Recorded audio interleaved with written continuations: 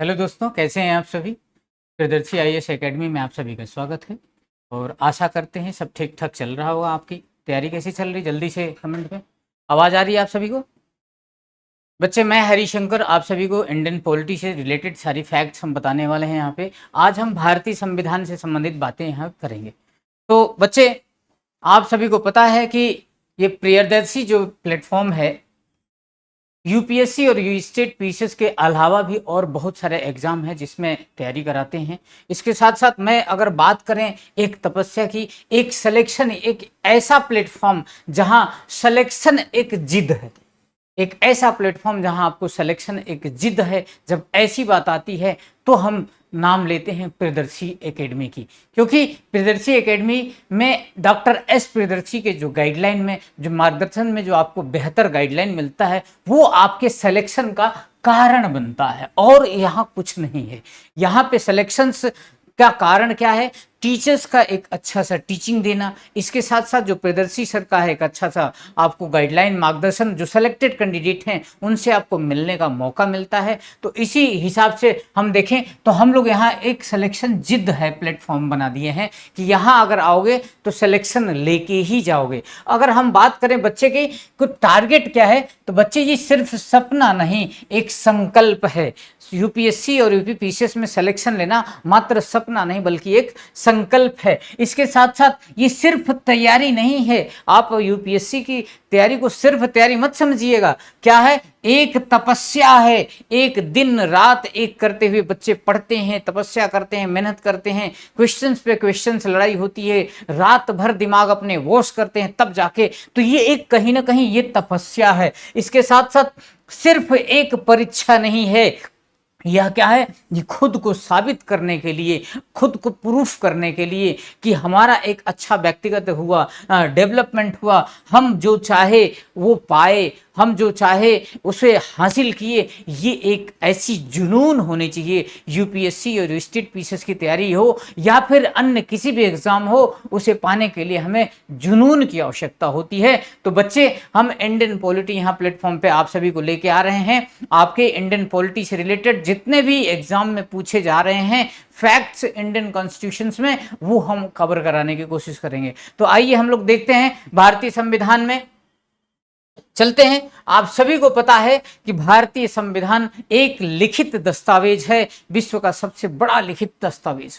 ठीक है, तो भारतीय संविधान की अगर बात करें तो भारतीय संविधान 22 भागों में विभाजित है। कितने भागों में बच्चे? 22 भागों में विभाजित हैं। जल्दी से बताइए कितने अनुच्छेद हैं? 395 अनुच्छेद हैं। और अनुसूची कितनी है? अनुसूची 12 थी जब संविधान बना था। तो ध्यान रखिए, अब ये भारतीय संविधान आपका क्या गाइडलाइन करता है? एक रूल, एक ऐसा रूल जिसे सबको एक नियम कानून के माध्यम से एक अच्छे से लाइफ, अच्छे से कार्य और हर चीज को सुनियोजित तरीके से संवैधानिक सरकारी के माध्यम से ये कही जाती है। तो बच्चे, हम इसमें बताएं कि भारतीय संविधान के अनुच्छेद की अगर हम बात करें तो अनुच्छेद में आप देखते हैं, चर्चा करते हैं। भारतीय संविधान के अनुच्छेद 1 में संघ और उसके राज्य क्षेत्र, क्या है? संघ और उसके राज्य क्षेत्र की बात की गई है। कहां से कहां तक? अनुच्छेद 1 से 4 तक जो बात की गई है भारतीय संविधान में, क्या? संघ एवं उसके राज्य क्षेत्र, अर्थात जो संघ है, भारत एक संघ है। संघ कैसे? कई राज्यों को मिलाकर राज्यों का संघ है। भारत एक राज्यों का संघ है। जितने भी राज्य हैं सभी राज्य मिलके भारत को एक संघ का आकार देते हैं। ठीक है, तो उसकी बातें और उसके क्षेत्र वो भारतीय संविधान के भाग 1 में अनुच्छेद 1 से 4 तक वर्णन किया गया है। ठीक है, आपके सवाल में एग्जाम में पूछा जाता है ये सारी चीजें। ठीक है, भारतीय संविधान के भाग 2 में बच्चे नागरिकता से संबंधित प्रावधान किया गया। क्या?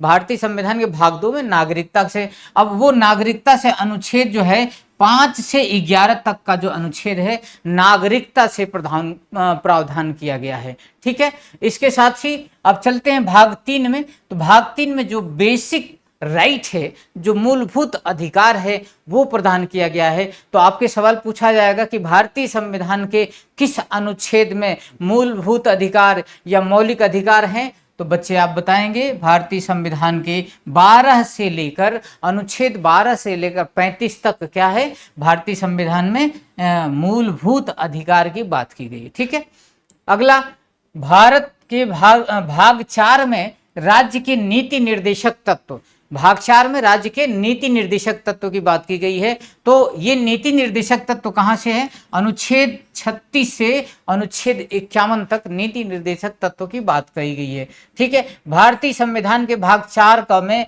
मूल कर्तव्य की बात की गई है। मूल कर्तव्य का अनुच्छेद जो है 51 का है, अनुच्छेद 51 का जो है भारतीय संविधान में बहुत इंपॉर्टेंट पूछा जाता, बहुत इंपॉर्टेंट है क्वेश्चन ये। मूल कर्तव्य से स्वर्ण सिंह समिति से संबंधित है भारतीय। अब आप जल्दी से बताइए कि मूल कर्तव्य कहाँ से लिया गया है, मूल कर्तव्य कहाँ से लिया गया बच्चे, तो आप सभी को पता है कि सोवियत संघ से ली गई है मूल कर्तव्य। ठीक है, अब आए राज्य के नीति निर्देशक, आप सभी को पता है बच्चे कहाँ से ली गई है, आयरलैंड से ली गई है। मूलभूत अधिकार आप सभी को पता है बच्चे कहां से ली गई है, अमेरिका से मूलभूत अधिकार ली गई है। ठीक है, इसके साथ साथ संघ और उसके, तो ये पूरी की पूरी अभी हम आपको बताएंगे पूरी की पूरी डिटेल में। एक बार हम लोग अनुच्छेद ओवरव्यू कर लेते हैं। ठीक है, भारतीय संविधान के भाग 5 में संघ का ही वर्णन की गई है। ठीक है, तो 5 में अगर संघ है तो 6 में राज्य की बात कही गई है। और ये ध्यान रखिए, याद करने के लिए अनुच्छेद 5 और 6, ये जो अनुच्छेद आपका दिख रहा है भाग 5 और 6,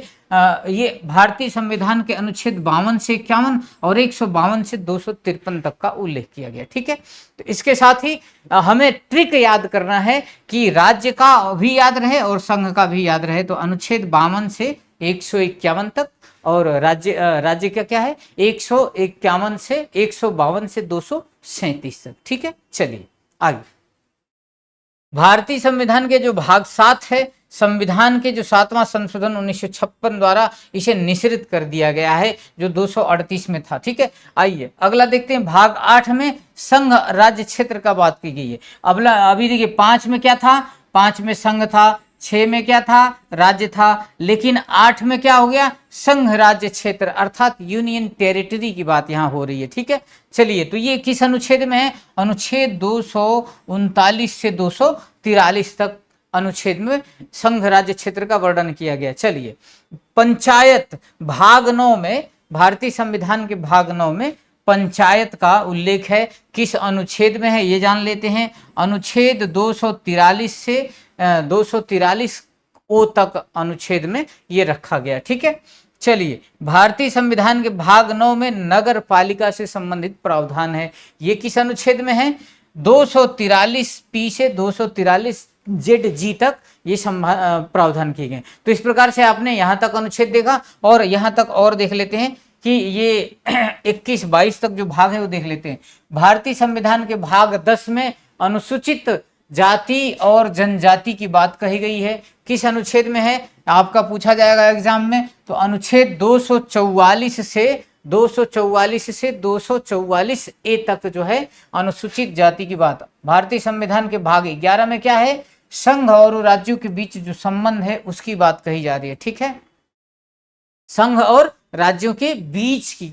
अब उसमें देखते हैं कि संघ राज्य क्षेत्र क्या है, संघ राज्य के बीच के क्या संबंध है, जो संघ है जो राज्य है इनके क्या संबंध है। तो इसका जो प्रावधान है 243 से 263 तक का प्रावधान दिया गया है। ठीक है, आपके परीक्षा में पूछी जाती है। भाग 12 में वित्त, संपत्ति और संविदा और वाद से संबंधित प्रावधान किया गया है, अनुच्छेद 264 से 300 के कम है। ठीक है, ध्यान रखिएगा।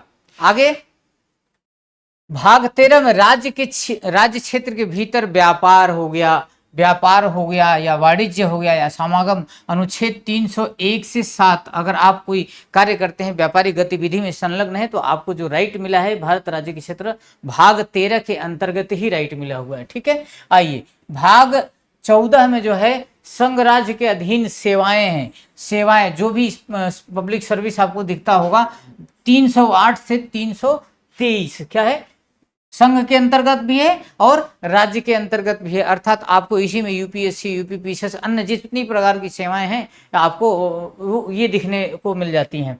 भारतीय भाग 14 के ए में क्या है, अधिकरण है 323 ए से 323 बी तक ट्रिब्यूनल की बात की गई है। ठीक है, भारतीय संविधान में ट्रिब्यूनल की बात की गई। चलिए भाग 5(15) में निर्वाचन की बात की गई है। निर्वाचन आप सभी को पता है, अनुच्छेद 243 से अनुच्छेद 229 तक की बात जो है ये निर्वाचन से संबंधित प्रावधान किया गया। ठीक है। भाग 16 में कुछ विशेष वर्गों के लिए विशेष उपबंध की गई। कौन कौन से? 330 से 342 तक कुछ विशेष वर्गों के लिए उपबंध की गई है। ठीक है। चलिए अगला देखते हैं कि आगे क्या है। भाग 17 में राजभाषा से संबंधित है। अनुच्छेद 343 से 351 अर्थात भारत की राजभाषा कौन सी होगी, हिंदी, इंग्लिश या अन्य भाषाएं। आप सभी को पता है कि भारतीय संविधान में 22 भाषाओं का उल्लेख है, जो भी है भोजपुरी हो गया, हिंदी हो गया, ये जो भी इंग्लिश, संस्कृत, ये 22 भाषाओं का रखा गया है। इसके साथ ही भारतीय संविधान के जो 18 है उसमें जो भाग 18 है उसमें आपात उपबंध, जो आप सभी को पता है जर्मनी से, तो 352 से 360 तक उल्लेख है आपात उपबंध। आपको सभी को पता है 352, 356, 360 जो है आपात उपबंध से संबंधित प्रावधान है। भारतीय संविधान के 19 जो है प्रकीर्णन है 361 से 367 तक। ठीक है।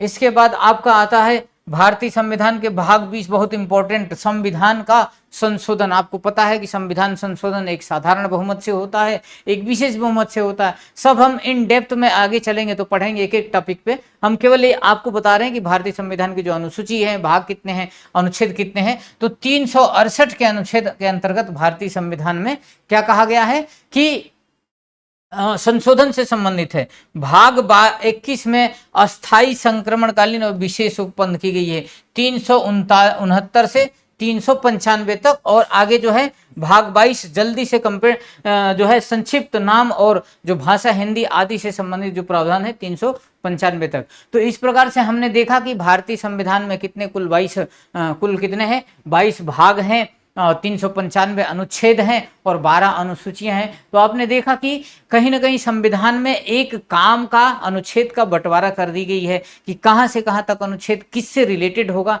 तो आपके एग्जाम में यही पूछा जाता है कि सपोज करिए कि आपात उपबंध से संबंधित किस अनुच्छेद में प्रावधान किया गया। आपात उपबंध आप सभी को पता है, हम बताएंगे जब आगे पढ़ाएंगे। तो आपात उपबंध किस देश से लिया गया है, आप सभी को पता है कि आपात से रिलेटेड हो या चाहे भारतीय संविधान से हो, 60 से अधिक देशों से कुछ न कुछ ली गई है। ये अलग बात है कि भारतीय संविधान के जो 1935 का अधिनियम है अधिकतर भाग ले ली गई, लेकिन विदेशों से भी बहुत सारे जो फीचर्स थे उसको हमने भारतीय संविधान में ऐड किया था, ताकि हमारी भारतीय संविधान की जो रिलेवेंस है वो अच्छे से प्रासंगिकता में आए और हर एक नागरिकों के लिए वो अच्छा साबित हो सके। ठीक है। तो हम बात करते हैं इसी सिलसिले में कि भारतीय संविधान के हमने अभी देखा 1 से 395 तक का अनुच्छेद था। ठीक है। तो इसी में हमें हर अनुच्छेद के जो लिमिट्स हैं आपके एग्जाम में पूछे जाते हैं कि अनुच्छेद 12 का संबंध किस क्षेत्र से है, या निम्नलिखित में राज्य की परिभाषा से संबंधित जो बातें हैं भारतीय संविधान के किस अनुच्छेद में दी गई हैं। तो इस प्रकार से आपको सवाल पूछा जाएगा। मान लीजिए अधीन ये सेवाएं ही है, तो 312 की अगर बात करें, अनुच्छेद 312 का प्रावधान किस संबंध में किया गया है, परीक्षा में आपके पूछा जा सकता है। तो आप क्या बताएंगे, अखिल भारतीय सेवा से संबंधित है 312 अनुच्छेद। तो सेवाएं अर्थात अधीन सेवाएं हो गई, किसके, संघ और राज्य क्षेत्रों के अधीन सेवाएं होंगी। ठीक है, आप इसमें ध्यान रखिए। इसके साथ साथ ही अगर हम बात करें निर्वाचन आयोग की बात करें, तो आप सभी को पता है कि भारत में 18 वर्ष से जितने भी प्लस हैं लोग, उन्हें राइट वोट टू राइट है, उन्हें वोट देने का अधिकार है,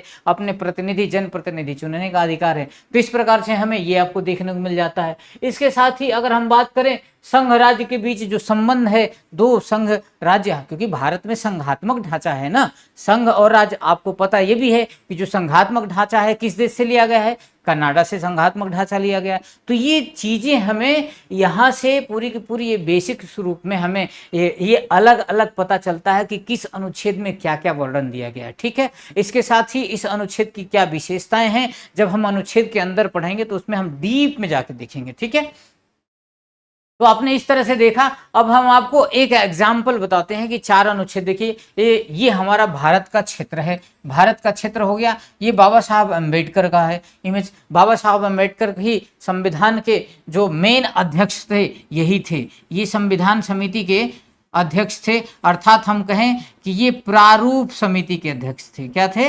प्रारूप समिति के अध्यक्ष थे। आप सभी को पता है कि प्रारूप समिति में कितने सदस्य थे? 7 सदस्य थे। उनमें एक जो थे बाबा साहब अंबेडकर थे। ठीक है, ध्यान रखिए, मैं बताऊंगा डीप में, आप सभी को पूरी की पूरी डीप में बताएंगे। अब हम बात करें कि भारतीय संविधान के भाग 1 में अनुच्छेद 1 से 4 तक का क्या वर्णन किया गया है। तो बच्चे आपके एग्जाम की दृष्टि से हो या किसी भी प्रकार से, तो हम देखते हैं कि भारतीय संविधान का अनुच्छेद ये कहता है कि संघ का नाम और क्षेत्र अनुच्छेद 1 में वर्णन किया गया।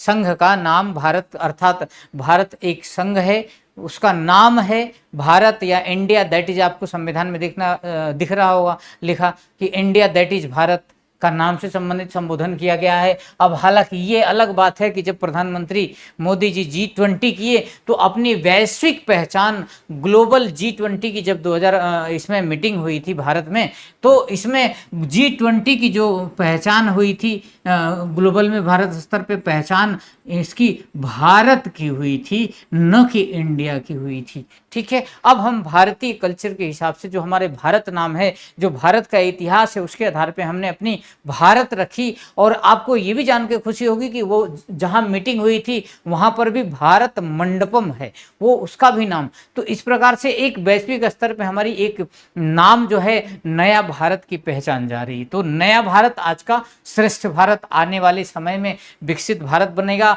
और उस विकसित भारत में हम सभी का योगदान होने वाला है। हम सभी का जो कंट्रीब्यूशंस है विकसित भारत के लिए है। आने वाले 2047 तक जो अगली आज़ादी, हम आज़ादी के जब 100 साल मनाएं तो उसमें हम विकसित भारत में रहे हैं, ऐसा हमें जन जन का अभियान करना पड़ेगा। ठीक है, तो यहाँ ये कहा गया है कि भारत दैट इज इंडिया, अर्थात क्या होगा? राज्यों का संघ होगा। ठीक है, अब बात करते हैं कि राज्यों के क्षेत्र में केंद्र शासित प्रदेश होंगे, कुछ ऐसे अन्य क्षेत्र भी शामिल होंगे जिन्हें भविष्य में भारत में अधिग्रहित किया जाता है। जैसे मान लीजिए पाकिस्तान का जो POK है, अभी हमारे संविधान के हिसाब से POK का जो कब्जा है किसी पाकिस्तान पे कब्जा है, लेकिन अधिकार के साथ POK के अंतर्गत घुस के और पाकिस्तान की भूमि अगर हम कब्जा कर लेते हैं तो ये अधिग्रहण क्षेत्र के अंतर्गत भारतीय संविधान के भाग 1 के अंतर्गत वो क्षेत्र कहलाएगा, और वो क्षेत्र किसका होगा? वो क्षेत्र भारत का होगा। ठीक है, चलिए आगे देखते हैं। भारतीय संविधान के जो अनुच्छेद 2 है, नए राज्यों के प्रवेश और स्थापना की बात है। आपको पता है कि भारतीय संविधान में कितने जो भारतीय राज्य हैं, क्षेत्र हैं, कितने हैं? आपको पता है कि 28 राज्य हैं। आपको ये भी पता है कि 28 राज्य के साथ जो है 8 केंद्र शासित प्रदेश हैं। कुल मिला के कितने हुए? क्षेत्र जो हुए 36 हो गए। तो जो ये 36 है, इनमें नए राज्य कोई अगर प्रवेश करना चाहता है, कोई 2 राज्य हैं मान लीजिए, उन 2 राज्यों को काटकर कोई एक तीसरा राज्य बनाया जा रहा है, या फिर 2 राज्य आपस में मर्ज किए जा रहे हों, इनसे संबंधित जो बातें हैं भारतीय संविधान के अनुच्छेद 2 में कही गई हैं। ठीक है, अब जाहिर सी बात है कि जब उनका प्रवेश होगा तो स्थापना होगा, नया रचना आएगी। मान लीजिए उत्तर प्रदेश और मध्य प्रदेश को कल के दिन विलय कर दिया जाता है, एक नया राज्य उत्तम प्रदेश बना दिया जाता है, तो जाहिर सी बात है कि उसकी स्थापना की बात भी यहीं आती है। तो भारतीय संविधान के अनुच्छेद 2 के अंतर्गत ही आता है।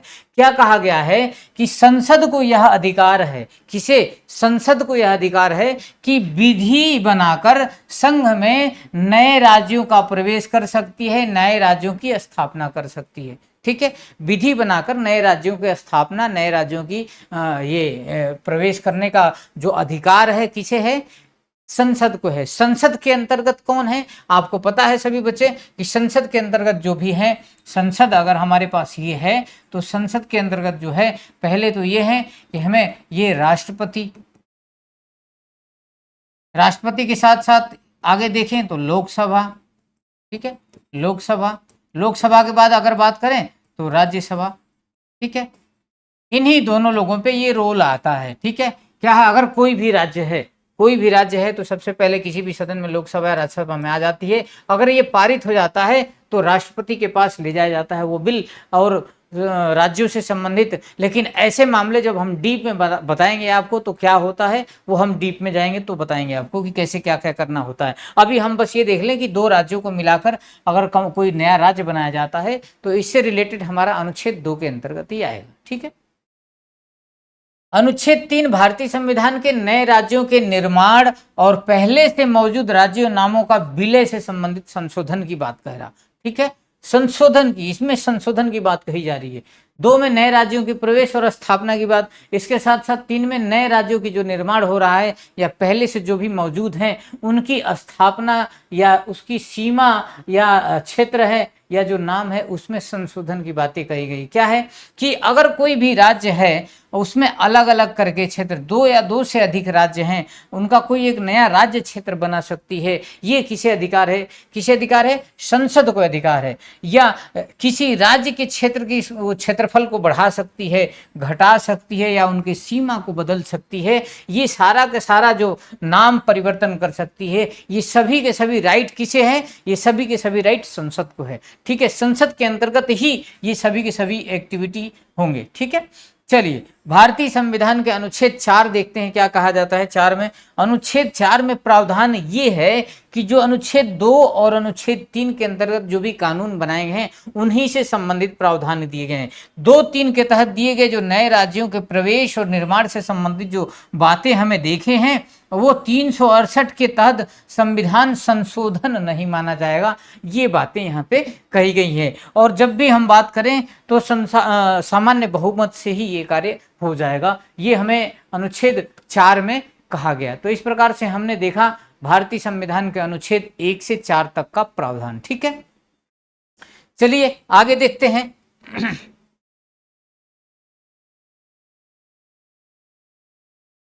आगे ये कहा गया है कि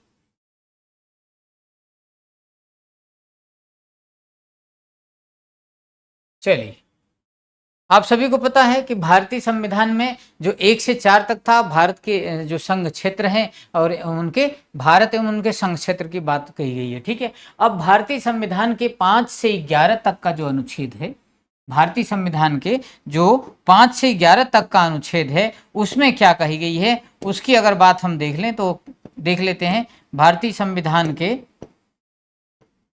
देखिए आइए, भारतीय संविधान के भाग 5 से 11 तक का जो है अनुच्छेद, ये भाग 2 में है। ठीक है, अनुच्छेद नागरिकता से संबंधित है। किससे संबंधित है बच्चे? ये नागरिकता से संबंधित है। भारतीय संविधान में अनुच्छेद जो 5 से 11 तक है नागरिकता में। अब बात करते हैं नागरिकता क्या है। नागरिकता बच्चे वही है जो जिस देश में रहते हैं, जिस टेरिटरी भूमि है, वो जिस देश के आप निवासी हैं वहाँ कुछ न कुछ सुविधाएं दी जाती हैं।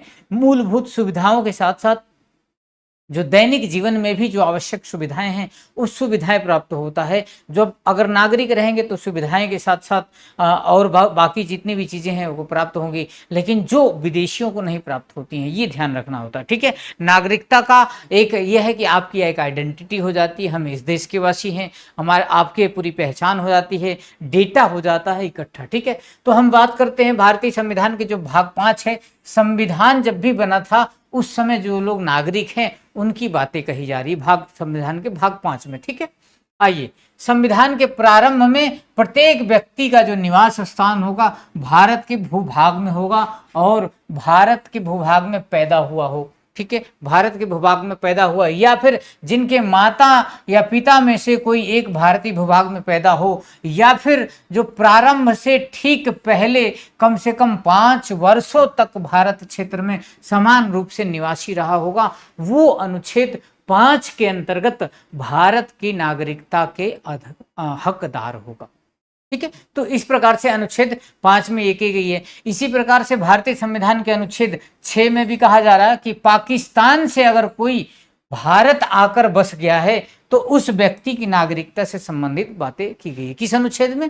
भारतीय संविधान के भाग 6 में पाकिस्तान से अगर कोई व्यक्ति भारत आया है तो उसके संबंध में नागरिकों के क्या अधिकार होंगे उसकी बातें कही जा रही है अनुच्छेद 6 में। ठीक है, क्या कहा जा रहा है अनुच्छेद 6 में कि प्रारंभ में भारत की नागरिकता मानी जाएगी कब? यदि उनके माता पिता में से कोई एक या दादा दादी में से कोई एक भारत में पैदा हुआ हो।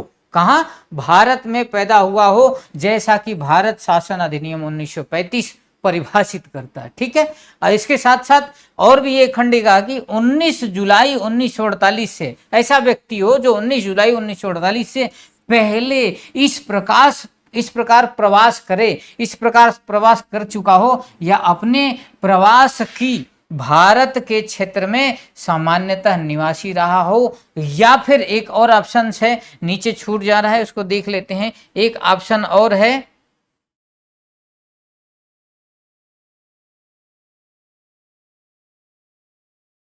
एक ऑप्शन आपको और दिख रहा है। ऑप्शन ये है कि देखिए, ऑप्शन ये है कि यदि ऐसा कोई व्यक्ति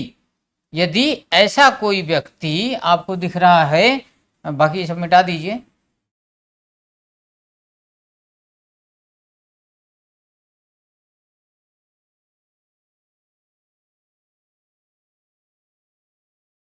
चलिए, ये देखिए, यदि ऐसा कोई व्यक्ति कहा जा रहा कि जो तीसरा था, यदि ऐसा कोई व्यक्ति जो 19 जुलाई 1948 है उसके बाद अगर आ रहा है या प्रवास कर रहा, तो उसे भारत के डोमिनियन की सरकार द्वारा इस संबंध में नियुक्त अधिकारी भारत के जो नागरिक के रूप में पंजीकृत किया गया हो, ये ध्यान रखना हो। ठीक है, ऐसा नहीं कि आप आ गए और आपका कोई रिकॉर्ड नहीं है। तो अगर आप आए हैं तो भारत सरकार के माध्यम से जो भी विधान है उसमें रिकॉर्डिंग आपका जरूर होना चाहिए, कहीं ना कहीं रिकॉर्ड रूप में होगा, तभी भारत के नागरिक के अंतर्गत भारतीय संविधान के भाग 6 के अंतर्गत आपका वो पॉइंट्स आएगा। ठीक है, कि भारत से पाकिस्तान से आकर भारत में बस के, जब भी ये एक्टिविटी हो, आपको अगर एमसीक्यू में अगर ऐसे क्वेश्चंस अगर यहाँ आते हैं तो क्या पूछा जाएगा पता है? भारत से पाकिस्तान आकर बसे कुछ व्यक्तियों की नागरिकता के संबंध में किस अनुच्छेद में वर्णन किया गया, इस टाइप से क्वेश्चन पूछेगा। भारतीय संविधान के अनुच्छेद 5 का संबंध निम्नलिखित में से किससे है? विकल्प ए, विकल्प 2, विकल्प 3, विकल्प 4 में एक ऑप्शन आपको दिखेगा वहां कि संविधान जब लिखा गया था उस समय प्रारंभ में नागरिकता की बात कही जाएगी। ठीक है, तो इस प्रकार से आपको यहाँ पे देखने को मिलेगा। ठीक है ना, चलिए आगे चलते हैं। नोट एक ध्यान रखना है कि जब भी संविधान प्रारंभ से पहले उस सरकार द्वारा जो निर्धारित प्रपत्र था उसके तरह के जो अधिकारी थे, आवेदन जो भी किया गया होगा, जो भी इसके बाद पंजीकृत अगर नहीं किया गया है तो आपके लिए बड़ी चैलेंजिंग होगा। निवासी न रहे तो वो नागरिक नहीं रहेंगे, ये बात की नोट ध्यान रखना है। भारतीय संविधान के अनुच्छेद 8 में कहा जा रहा है कि भारत से बाहर रहने वाले कुछ मूल अधिकार जो मूल नागरिकों की, मान लीजिए कि भारत एक निवासी हो गए, भारत के नागरिक हो गए, दूसरे हो गए कि कहीं से आकर बस गए, लेकिन तीसरे ऐसे लोग हैं जो भारत में नहीं हैं लेकिन वो भारत के ही नागरिक हैं लेकिन भारत के बाहर रह रहे हैं, उनके लिए जो प्रावधान है भारतीय संविधान के 8 के अंतर्गत आएगा। ठीक है, वो मूल निवासी हैं, भारत के क्या है, मूल निवासी हैं, लेकिन वो अभी यहाँ पे नहीं है, अस्थायी रूप से कहीं निवास कर रहे हैं, तो वो भारतीय मूल के हैं। ये ध्यान, भारतीय मूल का कहने का शाब्दिक अर्थ ये है कि उनकी जड़ें भारत में हो, भारत में परिवार रह रहा हो, भारत में मकान हो, भारत में लोग रह रहे हों, उनके पूरा अपना इकोसिस्टम जो फैमिली का है भारत में रह रहा हो, लेकिन वो अपनी व्यावसायिक दृष्टिकोण से, बिजनेस पर्पज से या नौकरी पेशा की वजह से भारत से बाहर रह रहे हैं। जैसा कि आप आज के टाइम में हम लोग देख रहे हैं, स्किल इंडिया डेवलपमेंट के माध्यम से एक अच्छा सा स्किल लेने के बाद क्या होता है कि भारत के बाहर जो विदेशी मजदूर हैं के रूप में भारत के लोग आजकल जा रहे हैं, ज़्यादा से ज़्यादा दुबई जा रहे हैं, इजराइल जा रहे हैं, सऊदी अरब जा रहे हैं, तो वो भारत के निवासी हैं, भारत के नागरिक भी हैं, लेकिन अस्थायी रूप से अगर उनसे संबंधित कुछ बात आएगी प्रावधान, तो उनका अनुच्छेद 8 के अंतर्गत ये बात आएगी। ठीक है, क्या है, किसी भी बात ऐसा होता है कि कोई भी व्यक्ति जो है जिनके माता पिता में से कोई एक, जिनके दादा दादी में से भारत में अगर वो पैदा हुआ हो, भारत की सरकार अधिनियम 1935 के अधीन ये परिभाषित करता है कि भारत के बाहर किसी देश में, जैसे मान लीजिए कि आपकी जो आप हैं, आप चले गए भारत के बाहर कहीं और वहीं पे फैमिली बसा लिए, लेकिन आप आए नहीं, लेकिन आपकी जड़ें हैं, अपनी दादा दादी मम्मी पापा हैं, तो आप भारतीय मूल के निवासी के अंतर्गत नागरिकता की आपकी पहचान की जाएगी। ठीक है, ये देखिए कि भारत की नागरिक माना जाएगा यदि उसे भारत के राजनयिक वाणिज्यिक दूतावास जो है प्रतिनिधि द्वारा उस देश में जहां वर्तमान निवास कर रहे हो भारत के नागरिक के रूप में पंजीकृत हो। क्योंकि आपको पता है कि हर देश में दूतावास के सिस्टम्स हैं, हर देश एक दूसरे देश में जहां भी एक दूसरे से संबंध बनाता है पहले दूतावास एक दूसरे में स्थापित की जाती है। वो दूतावास जो है एक दूसरे का अच्छा से डाटा रखते हैं, एक दूसरे का डेटा रखते हैं कि हमारे यहाँ कितने नागरिक यहाँ पे हैं, इस देश में ब्रिटेन में कितने भारतीय नागरिक हैं, इजराइल में कितने भारतीय नागरिक हैं, ऐसे ऐसे नागरिकों की वहाँ एक डेटा होता है, उसमें पता चल जाता है। ठीक है, तो वो अधिकारी के द्वारा जो दूतावास प्रतिनिधि है वहां पे पंजीकृत होना चाहिए। इसके साथ साथ अगर हम बात करें सरकार द्वारा जो निर्धारित प्रपत्र तरीके हैं उसको भी ध्यान रखना। तो ये भारतीय संविधान के जो 8 है भारतीय मूल से संबंधित लोगों के बारे में प्रावधान किया गया है, आपको ये देखना है। ठीक है, अभी हम लोग जब अंदर जाएंगे इसके डीप में तो और भी जानकारी करेंगे, अभी हमें इतना जाना है क्योंकि बेसिक्स के जो बच्चे हैं उन्हें दिक्कत होगी। ठीक है, भारतीय संविधान के भाग 9 में स्वेच्छा से, भारतीय संविधान के भाग 9 में अगर स्वेच्छा से किसी विदेशी नागरिकता ले लेते हैं तो भारत की नागरिकता खत्म हो जाएगी। क्यों? क्योंकि भारत में एकल नागरिकता है, भारत में एकल नागरिकता है। ऐसा नहीं कि भारत में 2 नागरिकता है कि आप वहां भी जाएं वहां भी जाएं, तो ऐसा नहीं। भारत में एकल नागरिकता होने के लिए क्या है कि आप जहां के नागरिक हैं, भारत के अगर नागरिक हैं, किसी विदेश में जाके अगर नागरिकता ले लेते हैं तो भारत की नागरिकता स्वतः ही खत्म हो जाती है। उससे संबंधित प्रावधान भारतीय संविधान के अनुच्छेद 9 में कहा गया। क्या है? भारतीय संविधान के जो 5 है इसके साथ जो नागरिकता नहीं होंगे का कोई भी व्यक्ति 5 के आधार पर नागरिक नहीं होगा। इसमें ध्यान रखिएगा, अनुच्छेद 9 में स्वेच्छा से अगर छोड़ देता, भारतीय अनुच्छेद 6 और 8 के अंदर आधार पर नागरिक नहीं माना जाएगा, अनुच्छेद और ये और 8 में भारतीय मूल के व्यक्ति को। ठीक है, अपनी स्वेच्छा से किसी विदेशी राज्य की अगर नागरिकता प्राप्त कर लेते हैं तो भी उनकी नागरिकता खत्म हो जाएगी। ये बातें हमें ध्यान रखना है। तो इसके साथ साथ हमने देखा कि ये नागरिकता के जो प्रावधान है, जो विदेश में विदेशी राज्य की अगर नागरिकता अर्जित कर लेते हैं तो आपकी जो स्वदेशी जहाँ के रहने वाले हैं वहाँ की नागरिकता स्वतः ही खत्म हो जाती है, ये बात है। ठीक है, नागरिकता की निरंतरता से संबंधित अगर बात कहें तो भारतीय संविधान के अनुच्छेद 10 में नागरिकता की निरंतरता से संबंधित बातें कही गई हैं। क्या है? पूर्वगामी जो भी प्रावधान थे उसमें किसी व्यक्ति को नागरिक माना जाएगा या तब जब किसी भी कानून के प्रावधानों के अधीन रहते हुए भी ऐसा नागरिक बना रहे संसद द्वारा। ठीक है, संसद निर्धारित करेगी कि जो भी प्रावधान है इसके द्वारा बनाए गए किसी भी कानून प्रावधानों के अधीन रहने हुए भी जो नागरिकता है उसकी बना रहेगी। तो निरंतरता की बात कही गई तो भारतीय संविधान के अनुच्छेद 10 में नागरिक के अधिकारों का बना रहना से संबंधित बातें हैं, निरंतरता की बात है। तो ये बात है, ये निर्धारित संसद करेगी, जो भी संसद कानून बनाएगी समय समय पर उसके हिसाब से ये होगा। ठीक है, व्यक्ति भारत का नागरिक माना जाएगा कब? जो भी पुरोगामी हमने अभी अभी पढ़े हैं, पुरोगामी जो भी प्रावधान है उसके अंतर्गत माना जाएगा। ठीक है, अनुच्छेद 10 के अंतर्गत संसद द्वारा कानून के माध्यम से, अनुच्छेद 10 के अंतर्गत संसद द्वारा कानून के माध्यम से नागरिकों के अधिकारों का विनय, जाहिर सी बात है अगर नागरिकता है तो उसकी विनियमन, तो उसकी रेगुलेशन होना चाहिए। तो रेगुलेशन से संबंधित अनुच्छेद जो है भारतीय संविधान के 11 है। जो भी प्रावधान है उसमें संसद की नागरिकता प्राप्त करने या समाप्त करने तथा नागरिक संबंधी अन्य सभी मामलों में प्रावधान करने की शक्ति को कम नहीं करेगा संसद की, ये है। ठीक है, तो नागरिकता से संबंधित अगर बात आई तो 5 से लेकर 11 तक का नागरिकता से संबंधित प्रावधान है।